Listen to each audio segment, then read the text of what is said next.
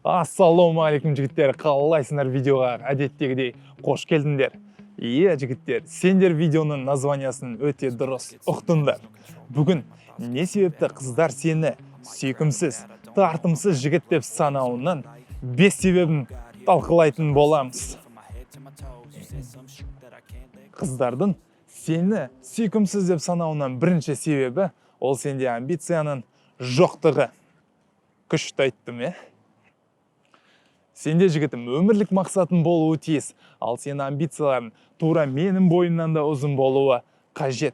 Сен шыққанда амбициясыз-ақ та қыздарды сындыра аласың. Өйткені сен от природы красавчик болып туылдың.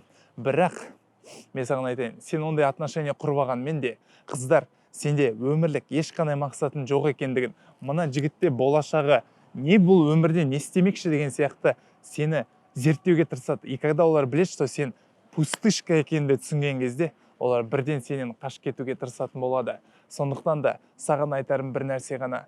Сен қыздарды қуалаймын деп нәтижені жоғалтып алуы мүмкін. Бірақ сен нәтижені қуалаймын деп еш уақытта қыздардан айырылмайтынды біле жүр. Қыздар не сені әлгінен сүйкімсізге санай ма не? Екінші себебін айтайын ба? Сен ғажайып емессің. Сендерге кішкене болсын біраз ғажайып бола білу керек. Орысша айтқанда непредсказуемый. Потому что қыздар неғұрлым сен жайында азырақ білсе, олар соғұрлым саған ғашық бола бастайды саған. Ауылдар қайтеді. Қыздар бараттығы оларда жазса, мысалы, қыздар баратты оған жазады ғой, не істеп жатсың десе, олдар алады да, прям серьезный түр жасап алады да. Бүгін сағат 5-те тұрдым бар ғой. Одан кейін барып түсімді істім, потом мен алып итіммен бірге паркта қыдырдым.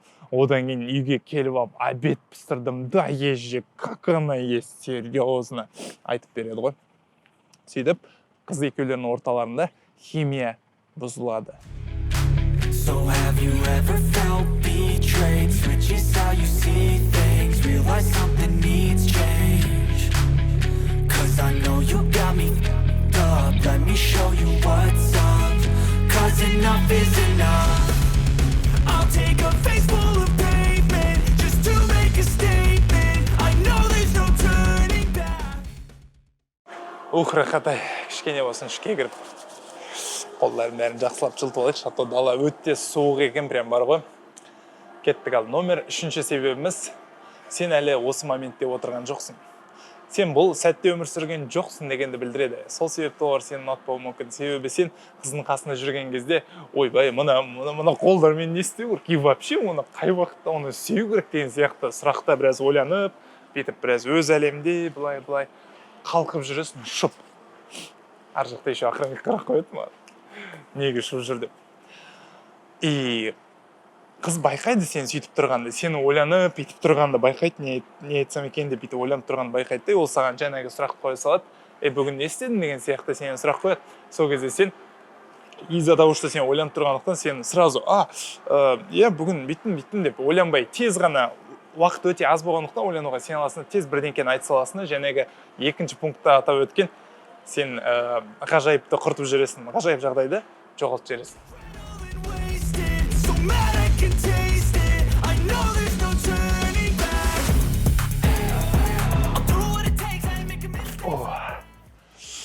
Нөмір 4-ші бұл сенің физикалық тартымдылығы мен бет келбетің.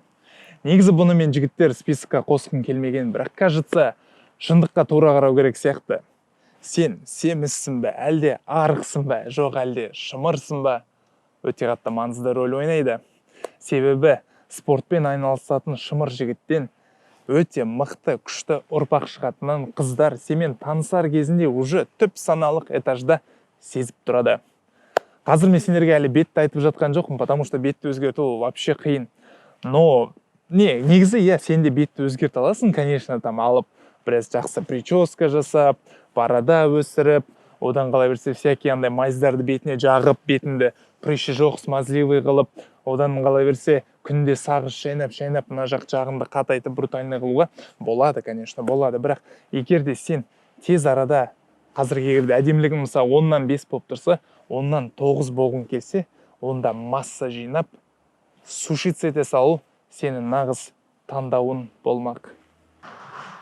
Жігіттер, айтарым бір нәрсе ғана: тренировка орындар, залға барыңдар, немесе далаға шықсаңдар, осындай сені темір достарын әрдайым сені құшақ жая қарсы алады. Любой момент қой.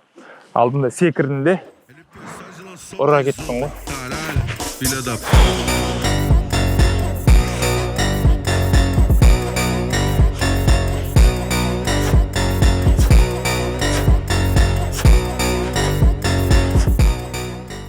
Қыздардың сені жақсы көрмеуінің нөмір 5-ші және соңғы себебі ол сен өте жабысқақсың. Өте жабысқақсың, яғни сен өзіңді вообще түк қыз көрмеген адам сияқты іс-әрекет танытасың. И қыздар оны сезеді.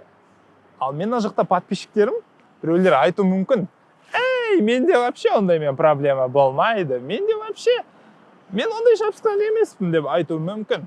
Жоқ, жігітім, сен как раз таки сөйтесің, потому что көп жігіттердің барлығы, егер де іс махаббатқа келетін болса, олардың барлығы осы қателікті жібереді.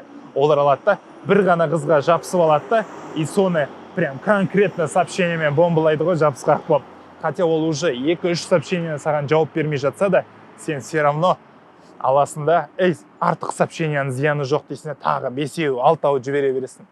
Ал қыздар оны көрген сайын, олар негізі өз құндылықтарын өте жақсы біледі, қыздар. Олар өз құндылығын жақсы біледі, и олар біледі, мына жігіт тура отчаянно прям мені жаулағысы келіп жатыр деп сезетті, олар сенен қорқып, кішкене сыртқа қаратып етіп қашуға тырысады.